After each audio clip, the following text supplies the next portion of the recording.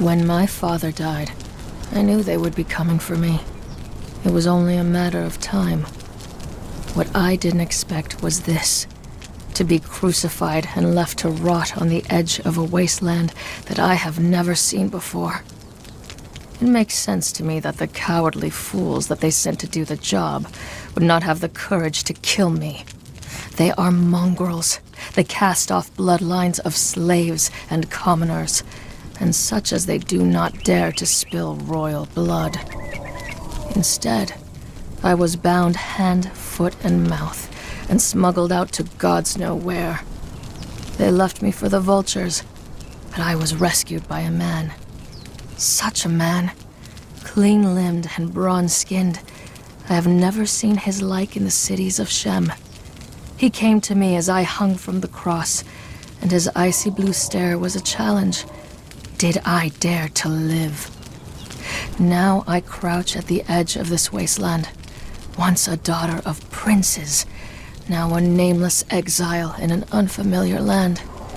The shaft of the double-bladed axe that he gave me is a comforting weight in my hands. The answer is yes. I will live. I am not alone here. That was the first revelation that came to me as I crouched, shivering on the banks of the river. There are others, ragged and broken men and women, who light bonfires and huddle close together for warmth. Fools! The light draws unfriendly eyes and makes them easy pickings in the darkness.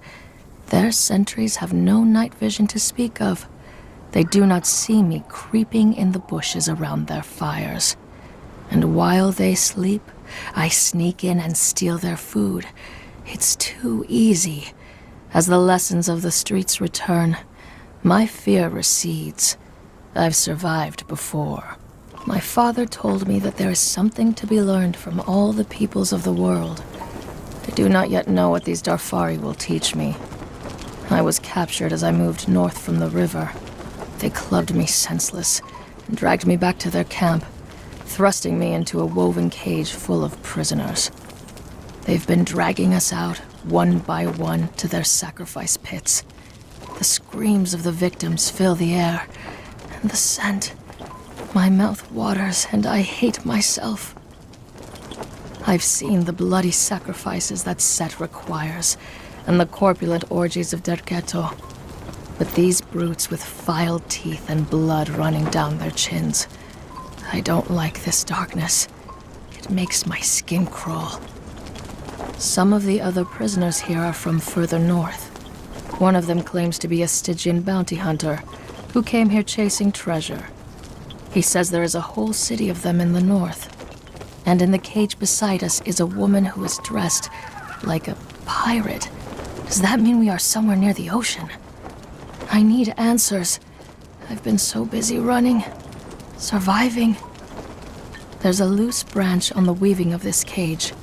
My Stygian friend and I are working it slowly free, and then we will vanish into the night. I realize now that I have been foolish to avoid others. If I am to escape these exiled lands, I need to find people who know what the stakes are. I need other people. Lesson learned. I walk among giants. My Stygian friend, his name is Jakad, and I found this place after we fled the Darfari. I can't even say for certain that we managed to lose them. They shied away from entering this place. Perhaps they consider it sacred. When we came to the entrance, our bracelets flared, and the tablets by the great door were lit from within by a light like devil's fire. A voice spoke within our minds, alien, arrogant. It spoke, and in my mind, I saw the black spires of an ancient city, and the stately, unearthly creatures that dwelt within. I fell down in a faint, dreaming as one who has inhaled the pollen of the Black Lotus. In my dream, I walked with them along black stone avenues and sat with them as they communed with primordial beings and took counsel with blasphemous minds from outside the veil.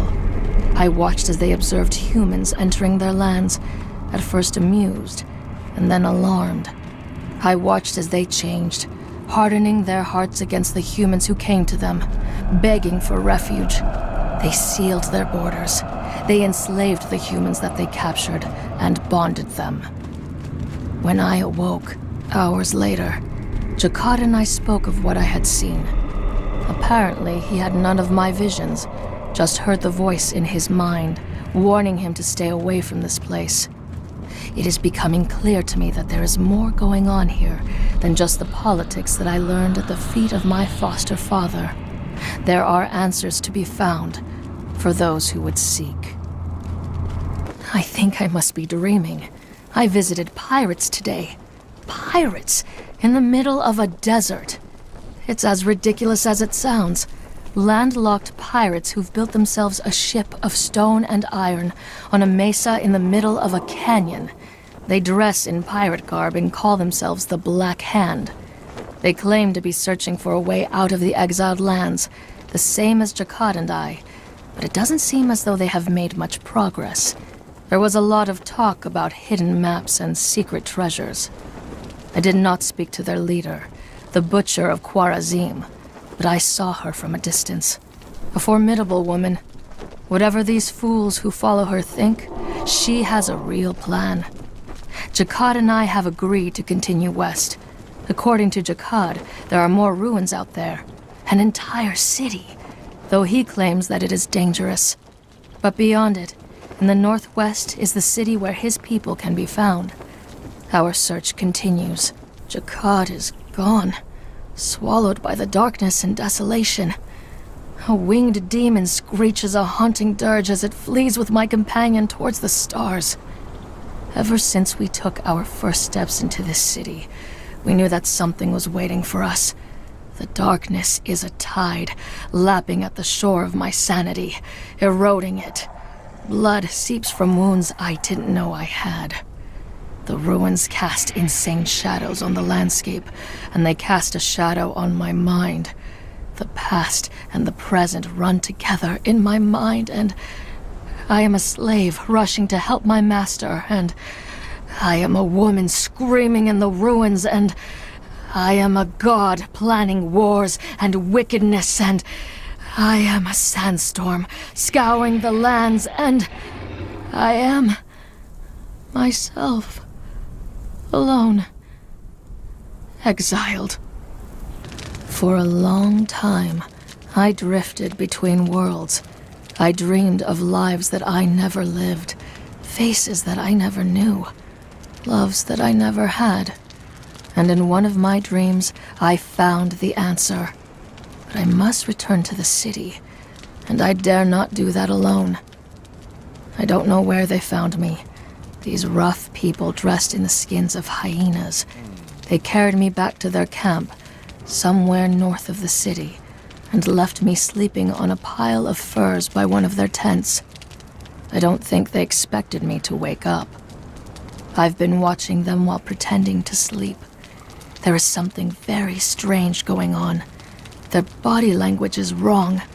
I grew up on the streets of Azgaloon, and I could read the body of a haggling merchant before I could walk. But these people, they remind me of the mangy curs that used to wander the streets, begging for scraps. They stand too close. They sniff at one another. When one of them shouts, the others cower. I need to get out of here. They are gathering in the old arena among the ruins, howling like hyenas. They are performing some ritual.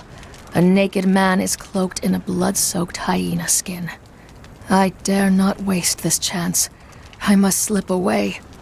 I will go west and find Jakad's people. I'm going to need their help. I am ready. Jakad's people were skeptical when I first stumbled into their city, but they knew his name.